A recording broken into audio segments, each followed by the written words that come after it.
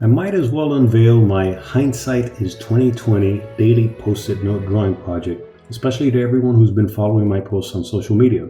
Which, by the way, thanks for all the encouraging words and likes. I was going to unveil it later in the year since I wasn't sure I can keep up with my daily deadlines, and I wanted to wait until the summer to prove that this was more than just some drunken New Year's Eve resolution. However, given the current situation with the coronavirus, this project has suddenly taken on a whole new meaning and sense of urgency of life and death proportions. Will I make it through the year without getting coronavirus? And if I do get the coronavirus, will I make it past the year period? Anyway, I don't want to be morbid about this. I'd like to remain positive, especially considering all the doom and gloom in the news. And that's the coolest thing about this project. It's a daily reminder that the purpose of life is totally up to every one of us every day. And considering what we're experiencing right now with a global pandemic beyond our control, how each of us chooses to respond is within our control. And now that I'm confined to staying and even working from home, it's more important than ever to cultivate daily habits that bring us a small amount of joy, fulfillment, and personal growth. And as a visual artist, I've tried on and off to draw every day to hone my skills and just for the fun of it. But I would usually stop after 2 or 3 weeks, especially since even simple drawings on a regular 8.5 by 11 sheet could take quite a bit of time. I think 1 month was the longest stretch I pulled off. But in early December last year, I doodled something on a post-it note during my lunch break, and it felt so good to see it completed that I decided to do another one the next day, and another one the day after that, and so on and so on. By late December, I figured I could turn this into a project to give myself a reason to keep going, especially if I could use it as a marketing gimmick to sell my quote-unquote real art.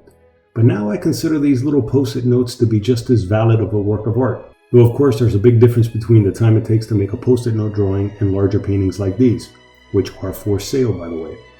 But I'm at a point in life where I'll get my creative fix however I can get it. And for now, I've definitely been getting little boosts of serotonin every time I finish one of these post-it notes, along with an extra dose of dopamine from the likes I lap up on social media after I post them. And when I started this board late last year, I assumed 2020 was going to be a pivotal year like most people did. First of all, it's the beginning of a new decade. Second of all, 2020 is the measure of almost perfect vision, hence the term hindsight is 2020, since our past mistakes always seem to be in full view when compared to making decisions in the present. And for anyone who grew up in the 20th century, the year 2020 represented a future most people thought they'd never see. But most importantly, here in the United States, 2020 is a presidential election year. But little did I imagine how much more defining and dare I say epic 2020 would turn out to be not only in US history, but in world history at large. And I say that with all due respect considering the over 50,000 people who have died throughout the world so far. And here in the United States, the death toll is over 5,000 as of the making of this video.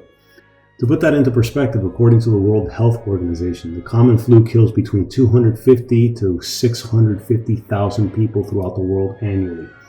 Of those, between 12,000 to about 60,000 people die from the flu here in the United States, according to the Centers for Disease Control and Prevention. Yet it looks like the coronavirus is about 10 times more deadly.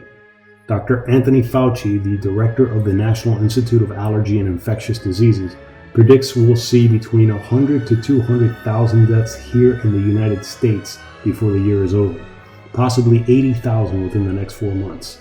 But like I said, I want to remain positive. After all, it's still a US presidential election year, and that's why this whole section of the US presidents was about one of the few things I planned for the board. I've been drawing each of the 45 US presidents on their birth dates throughout the year.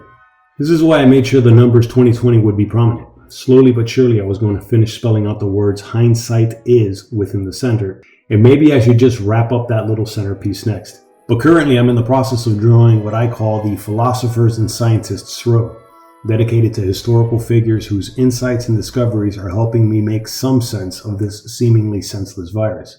Especially the first philosopher I drew, Lao Tzu, who was from China. Ironic considering that's also where the coronavirus originated, but whatever. One of Lao Tzu's most interesting quotes I found is, "If you realize that all things change, there is nothing you will try to hold on to." And we're clearly experiencing this right now. Life is not only in a constant state of change, but that change can be so random and even violent that sometimes the best way to keep your sanity is to simply let go. I mean, control what you can, but learn to accept and adapt to what you can't control. And by doing so, you will manage to get through the challenges a lot easier, without panicking or overreacting, and much less stressing yourself out, which will blind you to the solutions.